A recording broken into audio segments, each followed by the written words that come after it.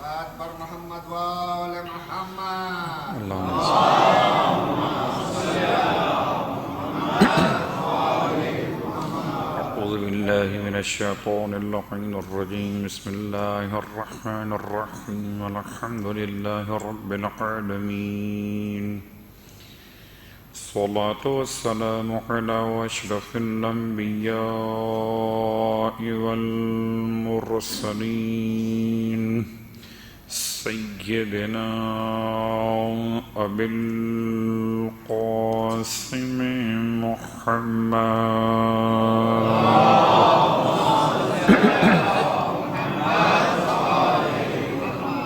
وعلى أهل بيته الطيبين الطاهرين واللعنة الدائمة على أعدائهم أجمعين أما بعد فقد قال الله تبارك وتعالى في كلامه الحميد وفرقانه المجيد قوله الحق وهو أصدق القائلين بسم الله الرحمن الرحيم ولقد أرسلنا موسى بآياتنا أن أخرج قومك من الظلمات إلى النور وذكرهم بأيام الله إن في ذلك لآيات لكل صبار شكور صلوات پڑھیں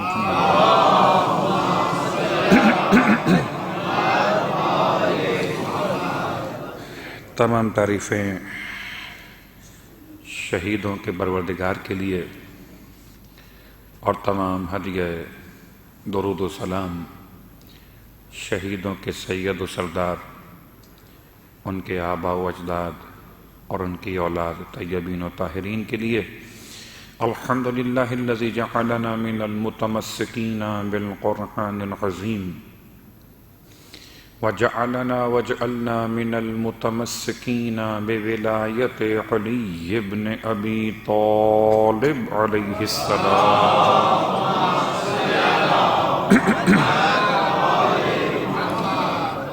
عظم اللہ اجورنا واجورکم بمصابنا بالحسین علیہ السلام وجعلنا وإياكم إن شاء الله من الطالبين بثأره مع وليه الإمام المهدي من آل محمد عليهم السلام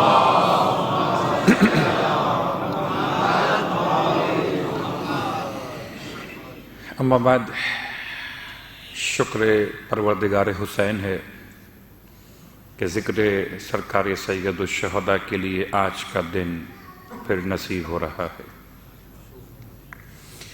اس یقین کے ساتھ حاضر خدمت ہیں کہ ہمارے پاس تو کچھ پیش کرنے کو نہیں ہے، شاید کہ عاجزی اور انکساری ہی قبول ہو جائے تو کم از کم نام محبان امام میں لکھ دیا جائے۔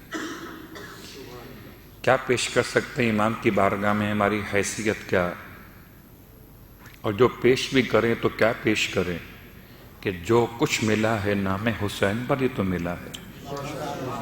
ہم نے پیش کیا بھی تو کیا کمال کیا، نہ جان اپنی، نہ مال اپنا، نہ اولاد اپنی، حتیٰ کہ کوئی عزت بھی نہیں۔ جو عزت ہے وہ نام حسین سے، جان ہے تو نام حسین سے، مال ہے تو صدقہ حسین سے، اولاد ہے تو طفیل حسین سے، تو جو کچھ ملا ہے سب نام حسین پر۔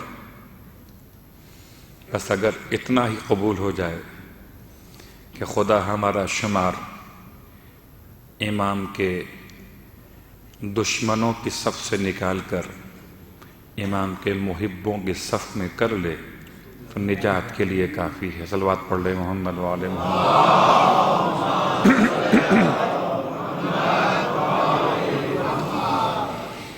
لیکن بہرحال اس میں کوئی شک نہیں کہ پیغام سرکار سید الشہداء کی بارگاہ سے مجھے اور آپ کو لینا چاہیے، اور کل بھی ہماری گفتگو تھی کل یوم عاشوراء اور کل ارض کربلا کے عنوان پر، یہ بات تو واضح ہو گئی کہ ہر دن عاشورہ کا مطلب، اور یہ بات واضح کرنا ہے کہ ہر دن عاشورہ کے بعد جملہ ہے ہر زمین کرب و بلا ہے۔ زمین کربلا کے آداب تو بہت ہیں، زمین کربلا کے آداب بہت زیادہ ہے۔ اگر واقعاً ہر زمین کربلا ہو جائے تو زندگی گزارنا مشکل ہو جائے۔ کیا مطلب؟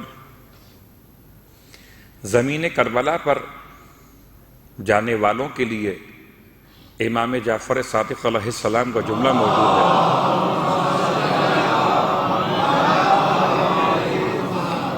کہ سادگی اختیار کریں، سادگی اختیار کریں، ایسے غذاؤں سے پرہیز کریں جو غذائیں عام طور پر خوشی کے موقع پر استعمال کی جاتی ہیں۔ بعض لوگ کہتے ہیں کہ کربلا معلیٰ میں انسان کو چاہیے گوشت استعمال نہ کرے۔ امام کی اور روایت کا ایک اشارہ ملتا ہے کہ کربلا میں رہتے ہوئے انسان حتی الامکان اس بات سے پرہیز کرے کہ جیسے اپنے کسی مرحوم کی، اپنے کسی عزیز کی یا اپنی کسی عزیزہ کی قبر پر جاتا ہے تو حالت سوگ میں جاتا ہے۔ بعض علماء عرفان اس بات کے قائل ہیں کہ انسان کربلا جائے تو اس حالت میں جائے جس میں امام کو شہید کیا گیا تھا، یعنی بال بکھرے ہوئے ہوں مثل روز عاشورہ، گریبان جس حد تک ممکن ہے، مردوں کے حجاب کا حکم نہیں، خواتین کا مسئلہ الگ، ذرا سا گریبان کھلا ہوا ہو جیسے ایک سوگوار ہوتے ہیں، اور پیاس کی شدت میں امام کے روزے پر جا کر امام کو سلام کریں۔ اگر زمین کربلا مراد لی جائے تو یہ تمام احکامات میرے اور آپ کے شہر میں ہو جائیں گے تو کیا ہوگا؟ ایک دن تو کر سکتے، 2 دن کر سکتے، روز نہیں ہو سکتا، ہر مقام پہ نہیں ہو سکتا۔ اب آئیے شیخ الحدیث کا وہ جملہ روایت کہتے ہیں اگر کسی مقام پر فرش عزائے سرکار سید الشہداء بچھایا جائے تو جب تک مجلس عزا منعقد ہوتی رہے، جب تک مجلس عزا منعقد ہوتی رہے، تب تک خدا ان فضاؤں کو جو مجلس حسین کے ماحول کی ہیں اور روضہ حسین کے گنبد کے برابر کر دیتا ہے۔ تو اس کا مطلب کیا کہ انسان ہر وقت مجلس کرتا رہے، کل ارضٍ کربلا، یا وہ پیغام کہ جس کو سمجھنے کے لیے ایک مثال دیتا ہوں۔ کہتے ہیں کہ مدرسہ انسان کو نہیں پڑھاتا، بلکہ انسان میں خود اگر خواہش ہو علم حاصل کرنے کی، بہت غور کیجئے گا، تو خواہش مند جہاں بیٹھ جائے وہیں مدرسہ ہو جاتا ہے۔ اگر خواہش مند علم کا طلبگار کسی مقام پر بیٹھ جائے تو وہ مقام مدرسہ ہو سکتا ہے، اور اگر کوئی استقامت کے ساتھ کسی مقام پر کھڑا ہو جائے تو وہ کربلا ہو سکتی ہے۔ یا آسان کر لیتے ہیں بات کو، سرکار ختم یہ مرتبہ صلی اللہ علیہ وآلہ وسلم کا وجود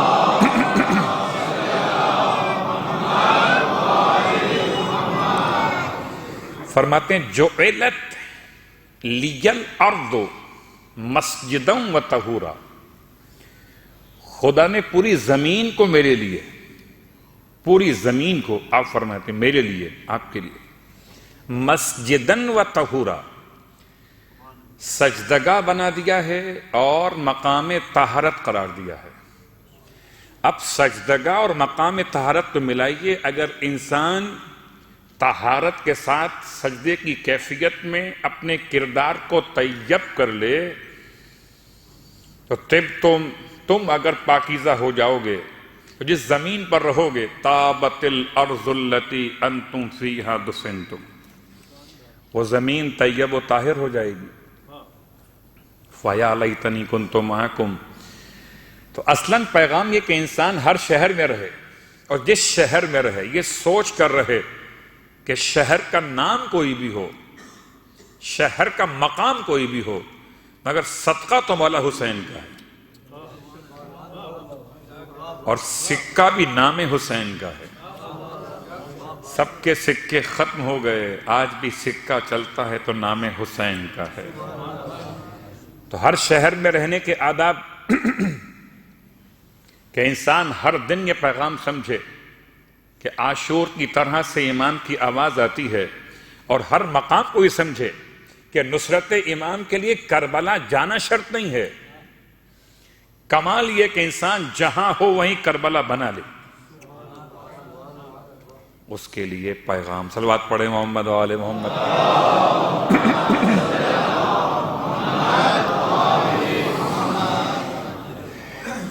دراصل لوگ پریشان ہو جاتے ہیں جملہ جب کہا جاتا ہے کربلا بنا لے، لوگ کہتے ہیں شاید ہم نے کچھ اور جملہ کہہ دیا ہے.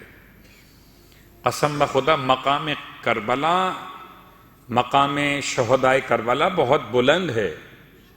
ہم ان کے قدموں کی خاک بھی نہیں بن سکتے. مثال میں نے بہت مرتبہ دی، ایک بار پھر سن لیجئے. مسجد زہرا ہو یا مسجد امام حسین ہو، ام خنور کی مسجد، آپ میں سے کتنے صاحبان ایمان ایسے ہیں جو مستقل یہاں جماعت میں شرکت کرتے؟ تو کیا کئی سال جماعت پڑھتے پڑھتے آپ امام جماعت بن جاتے ہیں؟ شاید بن جاتے ہوں. ایسا ہے؟ نہیں، شاید ہو. بالکل اتباع کرتے کرتے امام جماعت کی کبھی ایسا ہوا آج تک کہ کوئی ماموم امام بن گیا ہو؟ کہ اگر تم امام کی اتباع کرو گے جماعت کے عنوان سے، تو امام جماعت کی اتباع تمہاری جماعت کے درستگی کے لیے، نماز کی قبولیت کے لیے ہوگی. تم سالوں سال، ہزار سال بھی پڑھو مگر ماموم رہو گے، امام نہیں بن سکتے. ایسے ہی اگر ہم نے کربلا کے پیغام کو اپنے درمیان قائم کر لیا تو ہزاروں سال سیرت پہ عمل کرتے رہیں، ہم کربلائی ہو جائیں گے. سرکار سید الشہداء کے نام سے حسینی ہو جائیں گے، حسین نہیں ہوں گے. صلوات پڑھے محمد و آل محمد.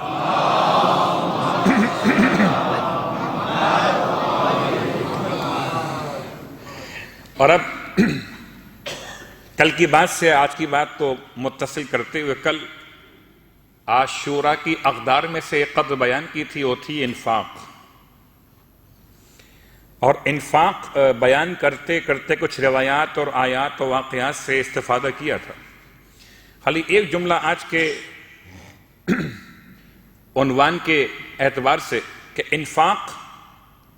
انفاق وہ انسان بھی کر سکتا ہے جس کے پاس کچھ نہ ہو دینے کے لیے.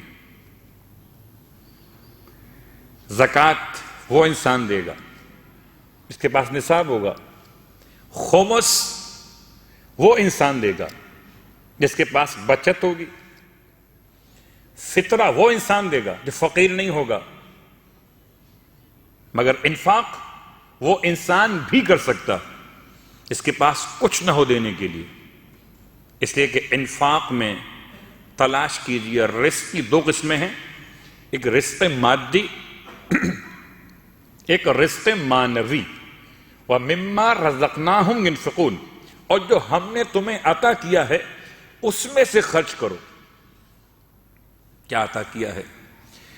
خدا نے ہمیں رزق دیا ہے مادی، کھانے کے لیے، پینے کے لیے، پہننے کے لیے، مکان رہنے کے لیے، اور معنوی بھی دیا ہے.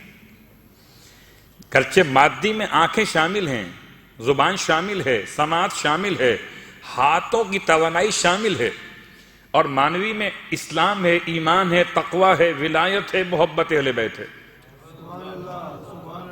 اس کے پاس علم ہے، حلم ہے، تقوی ہے، زہد ہے، اس میں سے خرچ تو کرے. صلوات پڑھے محمد و آل محمد.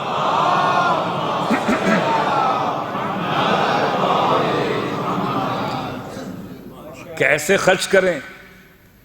کہ اگر آپ نے کسی مومن کے لیے ایک جملہ زبان سے ادا کیا علم کے اعتبار سے، آپ نے رزق جو خدا نے آپ کو علم کا دیا تھا آپ نے اس سے انفاق کر دیا. اگر آپ نے کسی مومن کی بات سن کر تحمل اختیار کیا تو آپ نے وہ حلم جو خدا نے آپ کو رزق عطا کیا تھا آپ نے اس کا انفاق کر دیا ہے۔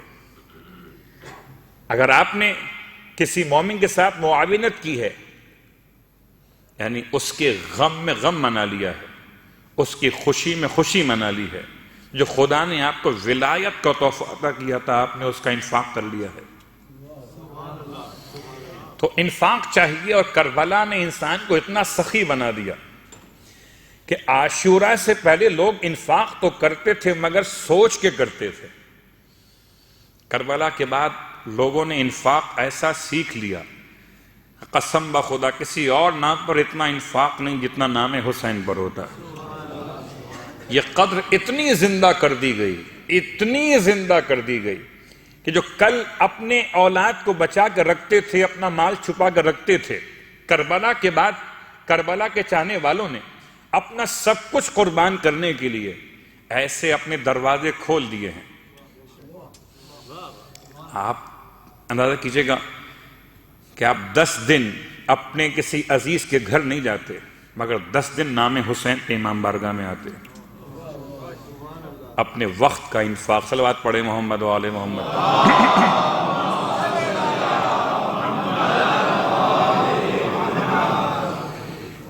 اور عاشورہ کی قدروں میں سے ایک قدر اور ہے جو اقدار عاشورہ نے ہم تک پہنچائی ہیں، اس میں سے ایک قدر اور آج آپ کی خدمت میں، اور وہ قدر کون سی؟ اس قدر کا نام ہے حریت۔ حریت یعنی کہ آزادی، بڑی قیمت ہے اس کی، بہت مشکل سے ملتی ہے۔ اور آزادی کو سمجھنے کے لیے پہلے سمجھتے ہیں غلامی کیا ہے۔ جب تک غلامی سمجھ میں نہیں آئے گی تب تک آزادی سمجھ میں نہیں آئے گی۔ شاید کبھی آپ کو یاد ہو، میں نے کسی مرحلے پر ماہ رمضان کی دعاؤں کی تشریح کرتے ہوئے ماہ رمضان کی ہر واجب نماز کے بعد پڑھے جانے والی دعا یہ بات یاد دلا دوں کہ کوئی بھی دعا اگر کسی زمانے سے مخصوص ہو، جیسے دعائے عرفہ، جیسے کہ دعائے سحر ابو حمزہ صومالی، جیسے کہ دعائے ماہ رمضان، کوئی بھی دعا اگر کسی زمانے کے ساتھ مخصوص ہو تو باقی زمانوں میں اس کے پڑھنے سے شریعت نے روکا نہیں ہے۔ اگر آپ چاہتے ہیں کہ آپ ماہ رمضان کی دعا یا علی و یا عظیم و یا غفور و یا رحیم آج پڑھ لیں تو پڑھنے میں ممانعت نہیں ہے۔ اگر زیارت عاشورہ آپ آج پڑھ سکتے ہیں، آپ کے آج عاشورہ نہیں ہے تو آپ آج وہ دعا بھی پڑھ سکتے ہیں جو دعائے عرفہ سرکار سید الشہداء، جبکہ آج عرفہ نہیں ہے۔ ہاں، جس دن انسان اپنے آپ کو پہچان لے عرفہ ہو جاتا ہے، اور اگر 9 ذی الحج کو بھی اپنے آپ کو نہ پہچان سکے تو عرفہ کو بھی عرفہ نہیں ہوتا۔ اگر عاشور میں نام حسین، مقصد حسین سمجھ میں نہ آئے تو عاشور بھی عاشور نہیں ہے۔ اور اگر امام سے محبت ہو جائے تو ہر روز روز عاشور ہے۔ صلوات پڑھے محمد و آل محمد۔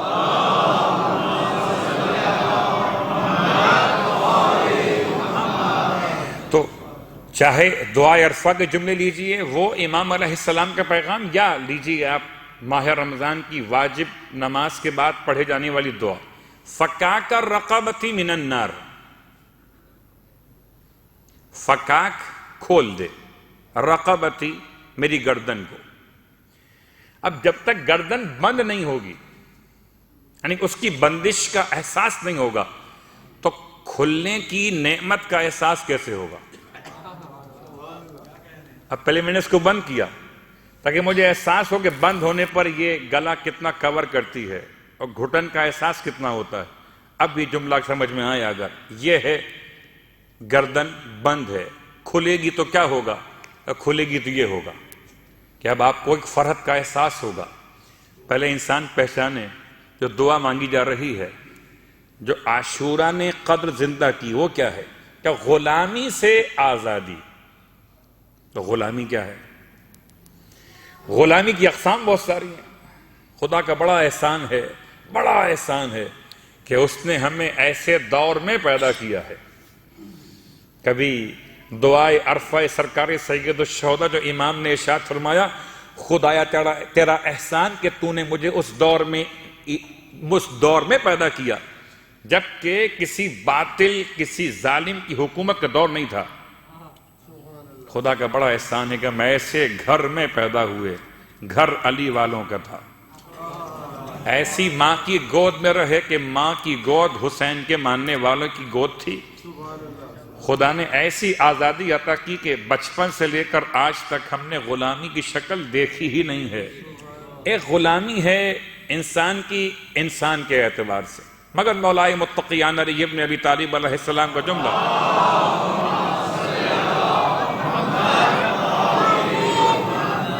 ارشاد فرماتے ہیں کہ تم کسی غیر کے غلام مت بنو. لا تکن عبد غیرک فقط جعلک اللہ حرا. اللہ نے تمہیں آزاد پیدا کیا ہے، تم کسی غیر کے غلام مت بن جانا. اللہ نے تمہیں آزاد پیدا کیا ہے. انسان من حیث پیدائش. اب سمجھ میں آتا ہے وہ جملہ کہ سرکار ختم یہ مرتبہ صلی اللہ علیہ وآلہ وسلم فرماتے ہیں کلو مولود یولد علی فطرت الاسلام. ہر پیدا ہونے والا اسلام کی فطرت میں نے آزادی پر پیدا کیا جاتا ہے. فطرت اسلامی تو آزادی ہے. پھر غلامی کیا ہے؟ غلامی کبھی مفاد کی غلامی ہے، کبھی خواہشات کی غلامی ہے، کبھی انسان کی انسان سے غلامی ہے، کبھی ذہن کی غلامی ہے، کبھی فکر کی غلامی ہے، کبھی ضمیر کی غلامی ہے، اور کبھی قوم و ملت کی غلامی ہے. ایک انسان سے لے کر اور قوم تک بات آگے جاتی ہے. غلامی یہاں سے وہاں تک. کبھی ہاتھ بندھے ہوتے ہیں اور کبھی خیالات بندھے ہوئے ہوتے ہیں. کبھی گردن میں طوق ہوتا ہے اور کبھی کلمہ حق کہنے پہ زبان پہ تالے لگے ہوتے ہیں. چلیے جملہ سن لیجئے تاکہ ہم اور قریب ہو جائیں.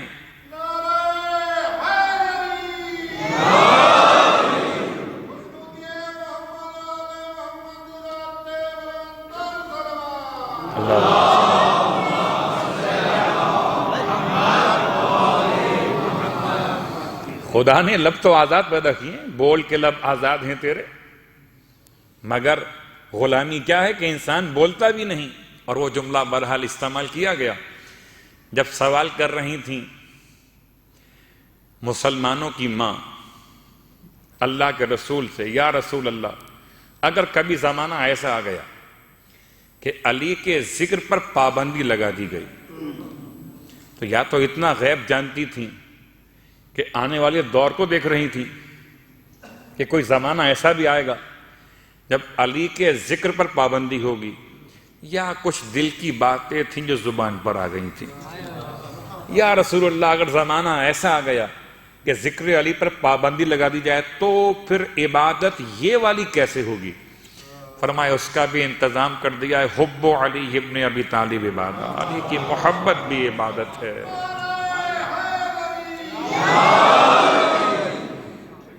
لیکن غلامی سے آزادی ضروری ہے.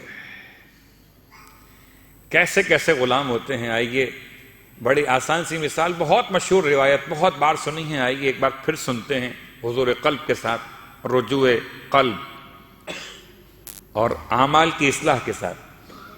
کہ امام گزر رہے تھے، روایت کوئی نہیں پڑھتا ہوں، امام گزر رہے تھے، دیکھا کنیز باہر کچرا ڈالنے آئی ہے، گھر سے گانے کی آواز آتی ہے.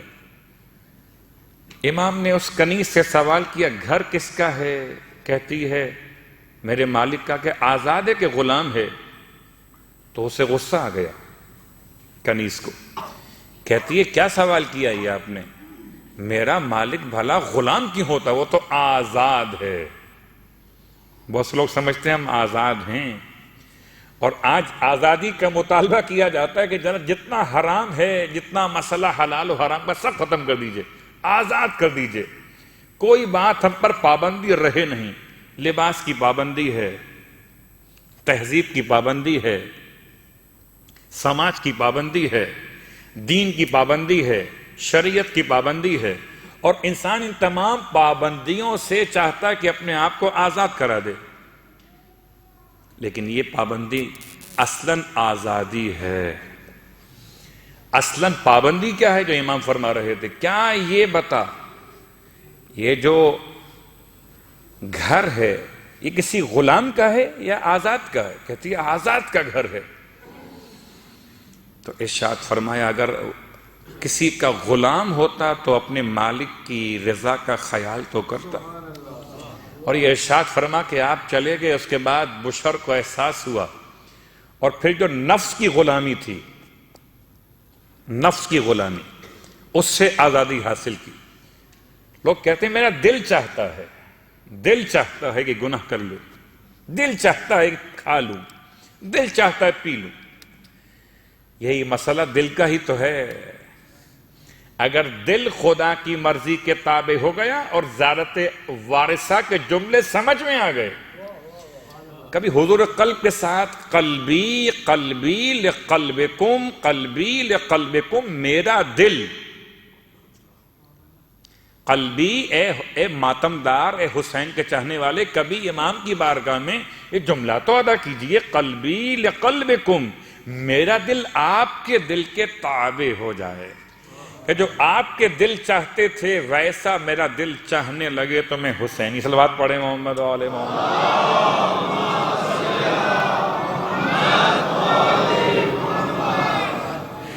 قلبی لقلبکم سلم، میرا دل آپ کے دل کے سامنے سر تسلیم خم کر دے۔ بہت سے مرتبہ ایسا ہوتا ہے کہ انسان نہ چاہتے ہوئے،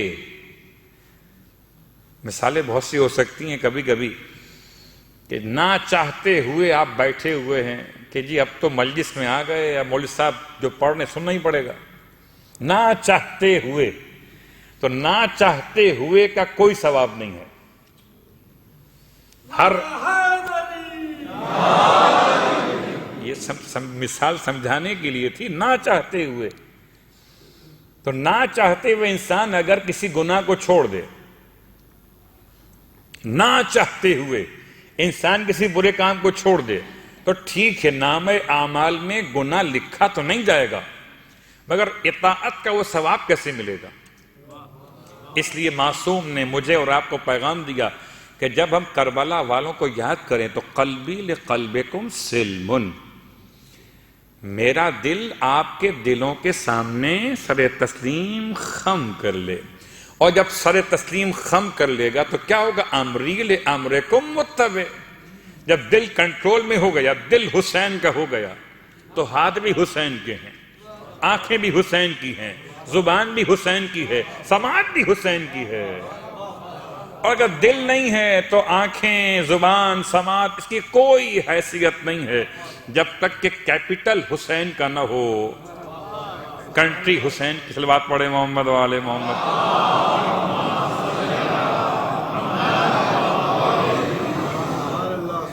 درست ہے؟ تو بات ہے غلامی کی۔ غلامی کبھی انسان کے بڑی مجبوریاں ہوتی ہیں، جی کیا کیا جائے، کیسے نکلیں، مجبوری بہت ہو گئی ہے۔ کیا مجبوری ہے؟ کہ پاؤں میں بیڑیاں سی پڑ گئی ہیں۔ بہت غور کیجئے گا۔ اب اگر اس جملے پہ ہم پہنچ گئے، بہت قریب ہو جائیں گے۔ حضرت موسیٰ علیہ السلام سے خدا نے ارشاد فرمایا تھا، موسیٰ فخلع نعلیک، اپنی دونوں چپلیں اتار کے آئیے۔ اب مجھے انصاف سے بتائیے کہ موسیٰ علیہ السلام کو آداب نہیں معلوم تھے؟ اگر آپ اور مجھ جیسے امتی، امام کے ماننے والے، امام کی پیروں کی خاک بھی نہیں ہیں، اگر ہمیں اتنے آداب معلوم ہیں کہ جہاں کارپیٹ لگا ہوا ہو، مقدس جگہ ہو، یا مجلس حسین برپا ہو، وہ انسان اپنی نالین کو اتار کر آتا ہے۔ اب یہ لکھا جائے گا باہر کہ چپلیں یہاں پر اتار دیں؟ شاید لکھا جائے کسی ایسے کے لیے جو بے ادب ہو، مگر با ادب کے لیے تو لکھا نہیں جاتا، اس کے لیے تو خود تہذیب سبق دیا کرتی ہے کہ کہاں جا رہا ہے۔ موسیٰ علیہ السلام سے خدا کا یہ فرمانا، موسیٰ فخلا نالیک، بہت غور کیجئے گا، آج کی مجلس کا پیغام بھی مکمل ہو جائے گا۔ ہم اس امام بارگاہ کے فرش سے باہر جب تک تھے تو ٹھیک ہے، میرا تعلق پاکستان سے، آپ کا تعلق ہندوستان سے، میرا تعلق پاکستان میں ایک شہر سے، آپ کا تعلق پاکستان میں ایک اور شہر سے، میرا لباس الگ، آپ کا لباس الگ، میری پسند الگ، آپ کی پسند الگ۔ ہم نے بہت سارے نالین پہنے ہوئے تھے، ہم نے بہت سارے نالین پہنے ہوئے تھے، ایک رنگ کا، ایک لباس، ایک زبان، ایک قومیت، ایک علاقہ، ان سارے نالین کو اتار کر فرش اعلیٰ پر آئے تو حسینی ہو گئے۔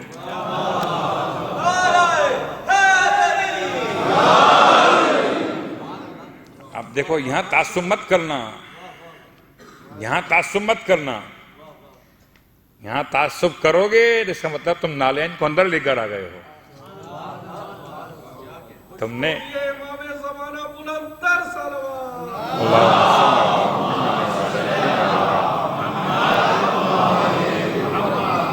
دو ہی تو صفے ہیں، ایک صف عبادت، ایک صف ولایت، ایک ہی صف میں کھڑے ہو گئے محمود و ایاز، نہ کوئی بندہ رہا اور نہ کوئی بندہ نواز۔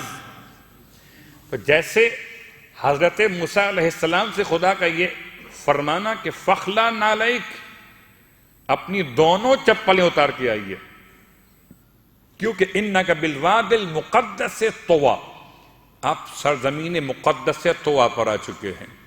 اسی انداز سے میرے اور آپ کے لیے پیغام بھی، اتار دیں نالین کو۔ کب؟ جبکہ کسی ایسے مقام پر بلایا جا رہا ہو کہ جہاں پر نالین کو ساتھ لانا بے ادبی ہو۔ رکھیے نالین اپنے پاس، مگر کب؟ جبکہ آپ یہاں سے منتشر ہو جائیں گے اور واپس جائیے گا۔ جیسے یہ باہر نکلیں گے یہاں سے تو آپ جو ہیں وہی رہیں گے، جس ملک کے ہیں، جس شہر کے ہیں، جو زبان بولنے والے ہیں وہی رہیں گے۔ بس کچھ دیر کے لیے اپنی علاقائیت کو ختم کر کے حسین کے علاقائیت میں آ جائیے۔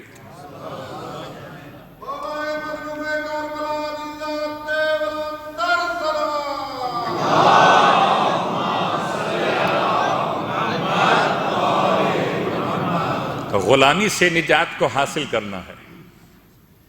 غلامی نفس کی ہو تو قلبی لقلبکم سلم، غلامی شہوتوں کی ہو، خواہشات کی ہو۔ بہت سے غلام ملیں گے آپ کو، ایسے ایسے غلام ملیں گے کہ بڑے آزاد ہیں مگر ہیں غلام، اور ایسا شخص بھی ملے گا جس کے ہاتھوں میں ہتھکڑیاں مگر آزاد ہے، ایسا بھی ملے گا جس کے گلے میں طوق ہے مگر گردن بلند ہے۔ اور آزادی کا ایسا پیغام، اس لیے سرکار سید الشہداء کا ایک مخصوص لقب ہے۔ ویسے کبھی کبھی میں کہتا ہوں کہ واقعاً بعض نوحہ خانوں نے بڑی بڑی ذمہ داریوں کو ادا کر دیا، شاید ان کو احساس بھی نہ ہو کہ ان کے نوحے نے کتنی باتوں کو آسان کر دیا۔ ہم تھک گئے، اپنے بچوں کو یاد نہ کرا سکے بہت سے عربی الفاظ، فارسی الفاظ، مگر نوحے کی برکتوں نے سب کچھ یاد کرا دیا۔ شاید مجھے اور آپ کو یاد ہو، ایک بہت مشہور نوحہ خان کا نوحہ اس میں تھا، یا ابل احرار،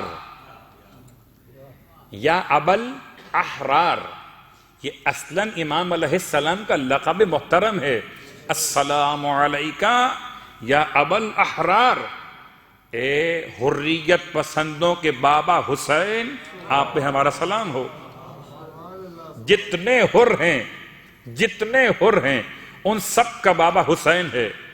حر صرف ایک نہیں تھا، حر ایک ہو بھی نہیں سکتا۔ اب آئیے، سب سے بڑی غلامی کون سی ہے؟ سب سے بڑی غلامی دیکھیں تو پھر آزادی کا احساس ہوگا۔ سب سے بڑی غلامی ہے دنیا کی محبت کی غلامی۔ صلوات پڑھیں محمد و آل محمد۔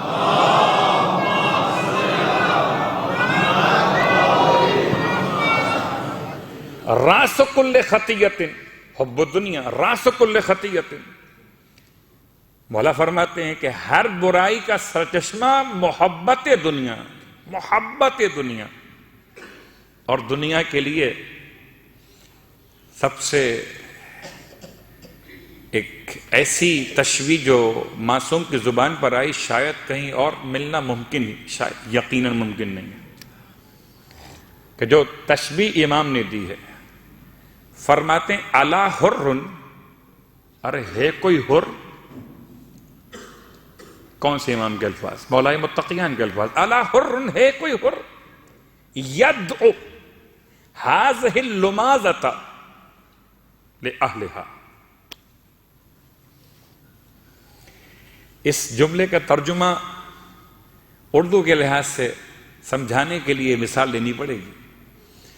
کبھی انسان کوئی خوراک استعمال کرتا ہے، اب جو خوراک استعمال کرتا ہے تو انسان کے دندان میں، انسان کی ٹیتھس میں، انسان کے دانتوں میں درمیان میں جو اگر کوئی جگہ خلا موجود ہو تو اس میں کوئی ریشے، اگر گوشت کھایا ہے، ذرے کچھ اور کھایا ہے، یا کچھ ذرات رہ جاتے،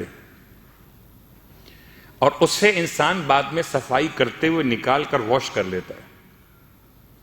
لمازہ کہتے ہیں اس پھنسی ہوئی غذا کو کہ جو دانتوں کے درمیان ریشہ باقی رہ جائے اور اس کو نکال کر خلال کر کے انسان باہر پھینک دے۔ فرماتے ہیں الا حر، ہے کوئی حر یدعو، تو چھوڑ دے هذه اللمازہ، اس دانتوں سے نکلی ہوئی پھنسی ہوئی غذا کے ٹکڑوں کو۔ دنیا کے بارے میں امام کو جملہ، یعنی اس سے زیادہ تعبیر کسی اور کی زبان پر آ نہیں سکتی۔ فرماتے ہیں یہ دنیا کی حیثیت کیا ہے؟ لمازہ لِأَهْلِهَا، چھوڑ دے اس لمازہ کو اس کے اہل کے لیے، اور جو چھوڑ دے وہی حر ہوگا، جو چھوڑ دے وہی حر۔ اور روایت امام جعفر صادق علیہ السلام،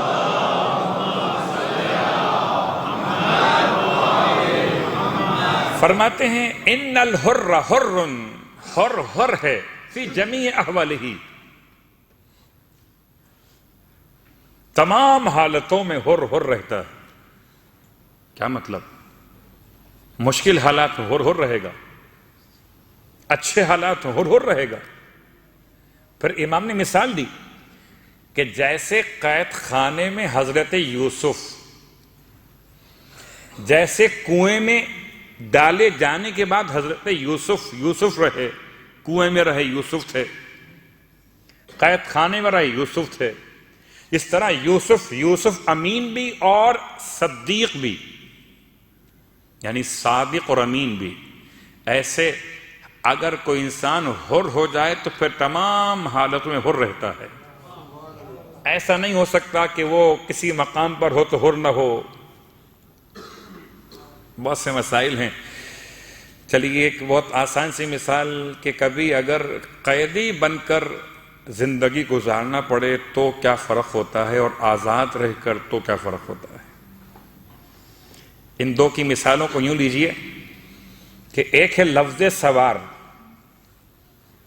ایک ہے لفظ سواری۔ کیا پسند ہے، سوار ہونا یا سواری بننا؟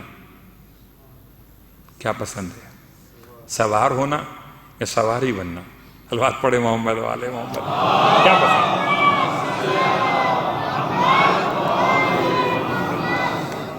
جی سوار اسے کہتے ہیں کہ جس کے اختیار میں سواری ہوتی ہے، اور سواری اسے کہتے ہیں جو سوار کے اختیار میں ہوتی ہے، اس کی اپنی کوئی مرضی نہیں ہوتی۔ گاڑی آپ کے اختیار میں ہے، آپ گاڑی کے لیے سوار ہیں، گاڑی آپ کی سواری ہے، آپ چاہیں تو میں خنور آ جائیں، یہ گاڑی کی مرضی نہیں ہے، آپ کی مرضی ہے۔ اب اگر ام خنور آئی ہے تو ثواب گاڑی کو نہیں ملے گا، ثواب کس سے ملے گا؟ لانے والے کو۔ کیا پسند ہے انسان کا، سواری بننا سوار بننا؟ اگر سوار بنے گا تو اختیار رکھتا ہے، جہاں چاہے چلا جائے اور جہاں سے چاہے بچ کے نکل آئے۔ اور اگر سواری بن گیا تو اختیار سلب ہو گیا. اب اس سوار کی مرضی ہے، چاہے تو شراب کی محفل میں لے جائے، سوار کی مرضی ہے، چاہے تو عبادت خانے میں لے آئے. امام چاہتے ہیں کہ انسان کربلا میں عاشور کے بعد اتنا آزاد ہو جائے کہ کوئی اسے سواری نہ بنا سکے، کوئی اسے سواری نہ بنا سکے. اتنا آزاد ہو جائے، اتنا آزاد. قسم بخدا سرکار سید الشہداء نے جو کربلا کے میدان میں 10 محرم کے دن ایک پیغام ہم سب کے لیے، کتنی قدروں کو زندہ کیا. بہت آسان، گھر میں بیٹھ کر آزاد نہیں ہو سکتے. چلیے مثال میں دیتا ہوں، بڑی عجیب سی ہے. گرچہ شاعر مشرق نے تو نام لیا ہے، مگر میں نام لیے بغیر کہتا ہوں. صلوات پڑھے محمد و آل محمد.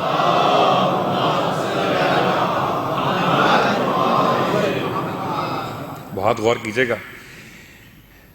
اگر انسان کسی مقام پر یہ محسوس کرے کہ میں نماز پڑھ سکتا ہوں، روزہ رکھ سکتا ہوں، حج کر سکتا ہوں. یاد رہے کہ کربلا سے پہلے نماز ہو رہی تھی. کوئی ہے جو اختلاف کرے؟ ہو رہی تھی نا. حتیٰ کہ ہور کا لشکر بے نمازیوں کا لشکر نہیں تھا. ہور کا لشکر، میں اوروں کی بات نہیں کر رہا، ہور کا لشکر بے نمازیوں کا لشکر نہیں تھا. کیا روزے ماہ رمضان ختم ہو گئے تھے؟ ہو رہے تھے. کیا حج ختم ہو گیا تھا؟ ہو رہا تھا. تو روزہ اور نماز و حج و زکوٰۃ کے بعد بھی کیا مسلمان آزاد تھے؟ تھے آزاد کہ نہیں تھے؟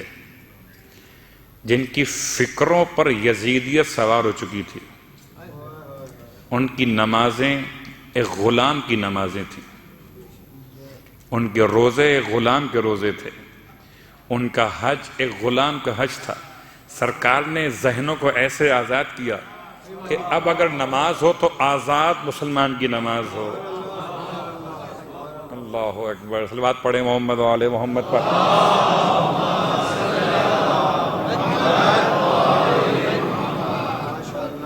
سب کچھ ہو رہا تھا. کون سے ایسا کام تھا جو کربلا کے بعد نیا کام شروع ہوا؟ دین مکمل ہو چکا ہے. الیوم اکملت لکم دینکم، دین مکمل ہو چکا ہے. کربلا سے بہت پہلے دین مکمل ہو چکا ہے. تو کربلا تکمیل دین کا نام تو ہے ہی نہیں. کربلا حفاظت دین کا نام ہے. تکمیل تو ہو چکی ہے. تو کربلا کے بعد اور کربلا سے پہلے فرق کیا ہو گیا؟ فرق یہ ہو گیا، چلیے وہ جملہ آپ استعمال کر لیتے جو سرکار سید الشہداء نے ارشاد فرمایا تھا. جب 28 رجب کی شب مدینے کی گلی میں امام سے ملاقات کی مروان نے. گزر رہے تھے میرے مولا، سامنے سے مروان آ گیا اور مروان نے امام کو روک لیا. کہتا میں آپ کو نصیحت کرنا چاہتا ہوں. یہ روایت تو پڑھی جاتی ہے اور پڑھی جاتی رہے گی، تاریخ کا حصہ. کبھی سوچئے گا کہ اگر آقا حسین علیہ السلام مروان جیسے شخص کی بات کو سننا قبول کر لیتے ہیں، تو اگر کوئی آپ کو اور مجھے کوئی پیغام دینا چاہے تو ہمیں وہ رویہ اختیار نہیں کرنا چاہیے جو امام کی سیرت کے مطابق نہ ہو. ہاں البتہ کمال معرفت یہ ہو کہ سنیں سب کی، کریں علی کی.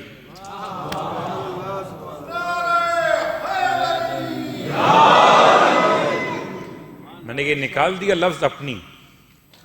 سنیں سب کی، کریں اپنی نہیں. سنیں سب کی، کریں علی ابن ابی طالب کی. اس لیے کہ ہم اور آپ علی امام منستو منم غلامی ہے. ہم نے جب سے علی کی غلامی قبول کی ہے، چلیں وہ کبھی ایک مثال دی جاتی ہے، بھئی ہم پر ہاتھ نہ رکھنا، ہم پہلے سے بکے ہوئے ہیں، ہم سب بکے ہوئے ہیں. کبھی ایسا ہوا کرتا تھا جو سامان بک جاتا ہے اس پر کوئی علامت لگا دی جاتی ہے کہ بھئی یہ مال تو بیکا ہوا ہے، اس کو الگ کر دو. اب کوئی اگر خریدار آتا بھی ہے تو اس کو اگر ہاتھ بھی لگانا چاہے تو دکاندار کہتا ہے بھئی اسے ہاتھ نہ لگاؤ، یہ تو پہلے بک چکا ہے. ہم اس لیے نہیں بکتے بازار دنیا میں کہ سارے بکے ہوئے حسین کے نام پر. ہمیں خرید لیا اس نے، جس نے فرمایا تھا مروان سے. جب مروان کہتا ہے میں آپ کو نصیحت کرتا ہوں، مشورہ دینا چاہتا ہوں، امام رک گئے. اچھا کہو کیا کہنا چاہتے ہو؟ رات کا واقعہ اس سے پہلے ہو چکا ہے، یعنی ایک رات پہلے واقع ہو چکا ہے. کہتے ہیں یہ اس کے بعد دن کی بات ہے یا اس کے بعد اگلی رات کی بات ہے؟ کون سا واقعہ جس میں امام ناراض ہوئے تھے، جس میں امام نے یبن زرقا کہہ کے اسے مخاطب کیا تھا؟ یبن زرقا، نیلی آنکھوں والی عورت کے بیٹے. یا اس کے بعد کیا واقعہ ہے؟ امام رک گئے. وہ کہتا ہے میں آپ کو نصیحت کرنا چاہتا ہوں کہ آپ کی دنیا اور آخرت کی بھلائی اسی میں ہے کہ آپ یزید کی بیعت کر لیں. 2 دن پہلے میں نے شاید جملہ استعمال کیا تھا امام کا کہ وَلَا أَفِرُّ فَرَارَ الْعَبِيدِ، اور میں فرار اختیار نہیں کروں گا غلاموں کی طرح جو فرار کیا کرتے ہیں. حسین آزاد انسانوں کی طرح آگے بڑھے. بہت کم تھے امام کا ساتھ دینے والے. امام نے جملہ سنا. جب مروان جیسوں سے اس بات کی توقع کی جا سکتی ہے، کوئی نئی بات تو نہیں، مگر امام کا جواب ہر ایک مومن کے لیے مشعل راہ، مومن نہیں صرف مسلمان کے لیے، صرف مسلمان نہیں انسان کے لیے. فرمایا وَإِذَا بُلِيَتِ الْأُمَّةُ بِالرَّائِ مَثَلَ یزید، اور جب امت یزید جیسے حکمران کی بیعت میں مبتلا ہو جائے فَعَلَى الْإِسْلَامَ السَّلَامِ، تو ایسے اسلام کو حسین کا سلام ہے. اب بات واضح ہوئی کہ امام کے اس اقدام نے امت کو آزادی نصیب کر دی، اور امت کی آزادی مسلمانوں کی آزادی ہے، امت کی آزادی مومنین کی آزادی ہے. امام نے کربلا کے میدان میں، امام فرماتے ٹھیک ہے میں بیٹھ جاتا ہوں، خطبہ دوں گا، یہاں سے پیغام پہنچ جائے گا، لوگ میری بات قبول کر لیں گے. مثال دیتا ہوں آپ کی خدمت میں، اگر آپ کو بچانا ہو کسی ایسے حیوان کو ذبح ہونے سے، تو کیا آپ مسجد میں بیٹھ کے بچائیں گے؟ حیوان ذبح کہاں پہ ہو رہا ہے؟ چلیے حیوان لفظ چھوڑ دیجئے، کوئی انسان ذبح ہو رہا ہے، آپ کو بچانا ہے تو کیا نمازیں پڑھ کے بچائیں گے اس کو؟ نہیں پڑھ لیں گے نمازیں، شاید نماز پڑھنے سے بچ جائے. یا آپ اس مقام پر پہنچیں گے کہ جہاں وہ انسان ذبح ہو رہا ہو اور اسے بچائیں گے. جب تک میدان میں نہیں آئیں گے تب تک وہ انسان بچے گا نہیں. امام نے قدر کو ذبح ہوتے ہوئے دیکھا میدان میں، تو امام نے مسجد کو چھوڑا، حرم کو چھوڑا، اور میدان میں آ کر انسانی قدر کو ذبح ہونے سے بچا لی. اور ایسا بچا لیا کہ آج بڑے اطمینان سے انسان کہتا ہے کہ انسان کو بیدار تو ہو لینے دو. اس پہ کسی کا کوئی عنوان نہیں ہے کہ اس قوم اور ملت کے لیے، اس قوم اور ملت کے لیے، انسان کو بیدار تو ہو لینے دو، ہر قوم پکارے گی ہمارے ہیں حسین. اسی لیے یہ مجالس عزا منعقد کی جاتی ہے تاکہ جو عاشورہ کی اقدار ہیں ان کا احیاء تمام انسانوں تک پہنچایا جا سکے. عزیزو، ویسے تو بہت سارے حور ہیں، مگر کربلا کے میدان میں ایک حور اپنے اسم کے لحاظ سے بھی حور ہے۔ ویسے تو 72 کے 72 حور ہیں اس وقت، لیکن اپنے اسم کے لحاظ سے بھی ایک حور ہے، یہ حر ابن یزید الریاحی۔ اور اس کے لیے ایک جملہ کافی ہے۔ یہ امام کے ساتھ کب ملاقات کرتا ہے؟ 27 ذی الحج کو۔ 27 ذی الحج کو اس نے امام کے قافلے کو کور کیا، اور 27 ذی الحج سے لے کے کربلا تک 2 محرم پر قافلہ پہنچا۔ تو کربلا سے پہلے حر کے قافلے نے امام کو روک لیا ہے۔ امام نے فرمایا تھا، اور ہر مقام پہ فرماتے تھے اپنے ساتھیوں سے، کہ پانی بھر لو، کیونکہ آگے جو منزلیں آنے والی پانی وہاں ملے گا نہیں۔ لیکن وہاں امام نے پانی بھروایا تھا حر کے لشکر کے لیے، اور جب وہ کہتا ہے کہ یا تو آپ بیعت کر لیں یا میں آپ کو گرفتار کرنے کے لیے آیا ہوں، آپ کو اپنے ساتھ لے کے جاؤں گا، تو امام نے فرمایا تھا حر کیا بات کرتا ہے، تیری ماں تیرے ماتم میں بیٹھے، تو گرفتار کرنے آئے حسین کو، تو راستہ روکتا ہے میرا۔ حر نے جو جواب دیا تھا، حر کے جواب نے بہت سارے مسائل کو آسان کر دیا۔ حر کہتا ہے کہ آپ کی جگہ کوئی اور ہوتا اور مجھ سے یہ جملہ کہتا تو میں اس کو ایسا جواب دے سکتا تھا، مگر آپ کی ماں تو وہ ہیں کہ جن کا نام بغیر طہارت کے میں زبان پر بھی نہیں لا سکتا۔ حر تو پلٹ کر دیکھ مدینے میں کیا ہوا، کہ اسی فاطمہ زہرا کے دروازے پر لوگ آگ لے کر آ گئے تھے۔ حر تو بہت بہترین ہے،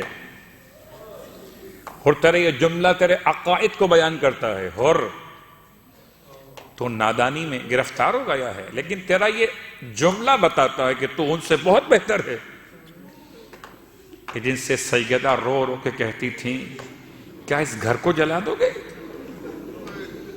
اس میں رسول کی بیٹی رہتی ہے، میرے چھوٹے چھوٹے بچے رہتے ہیں، آنے والے کہتے تھے کوئی بھی رہتا ہوں اس گھر کو آگ لگا دیں گے۔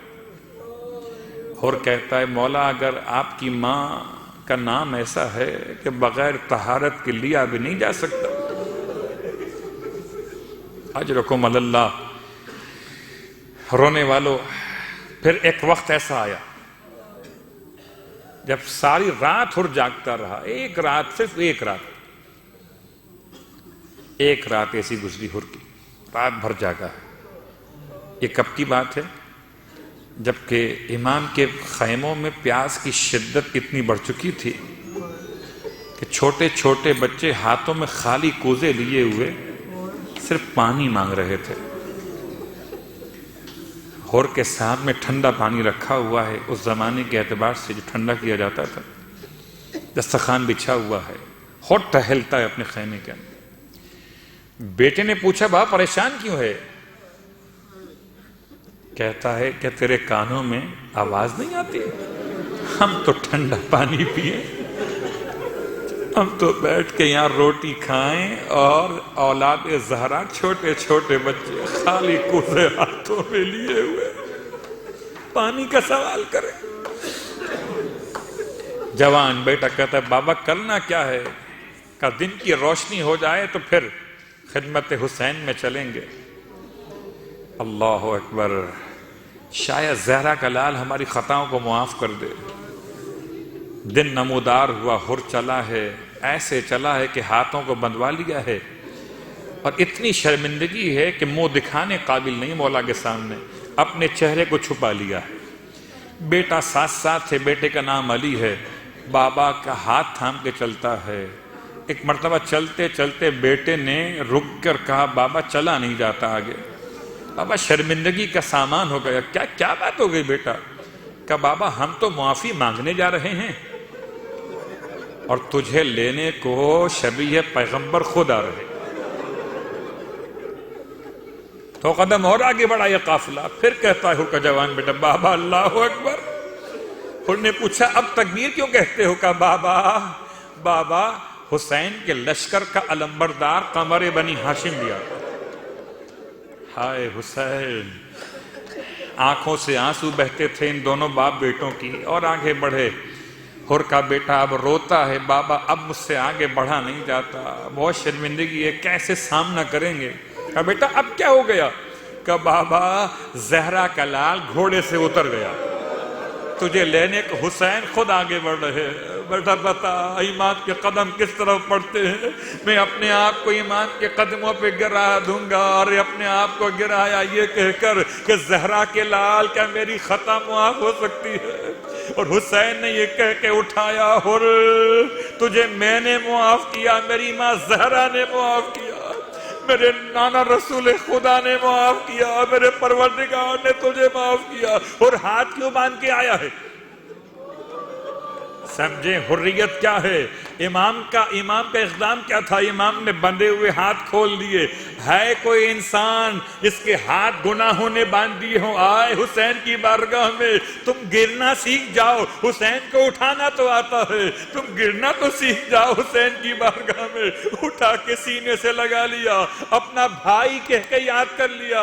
اتنا بڑا مقام ملا, اتنا بڑا مقام ملا. اور بس ایک جملہ رونے والوں, پورا محرم ماتم کرو گے, پہلی محرم سے ماتم کر رہے ہو, بس یہ یاد رکھو کہ حر کے ساتھ کوئی بیوی نہیں آئی ہے, اس کے خاندان کی کوئی خاتون نہیں آئی ہے. حر مت گھبرانا, اور جب تو اپنی جان قربان کرے گا زہرا کی بیٹیاں تیرے غم میں فریاد کریں گی. ارے جیسے کوئی بہن اپنے بھائی کو روتی ہے ایسے زہرا کی بیٹیاں اور تیری شہادت پر گریا کریں گی اور تیرے لیے روئیں گے. زمانے کا امام روئے گا اور تا قیام قیامت تک ماتم دار روئیں گے. اے حر تجھ پر سلام ناصر حسین.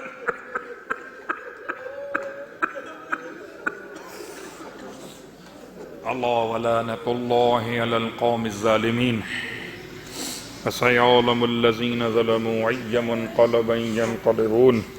بہرحال واسطہ محمد و آل محمد کا ہماری اس عبادت کو اپنی بارگاہ میں قبول فرما. بہرحال واسطہ محمد و آل محمد کا. پروردگار امام کے الفاظ تھے, اور تیری ماں نے تیرا نام حر رکھ کر غلطی نہیں کی ہے, تو واقعاً حر ہے.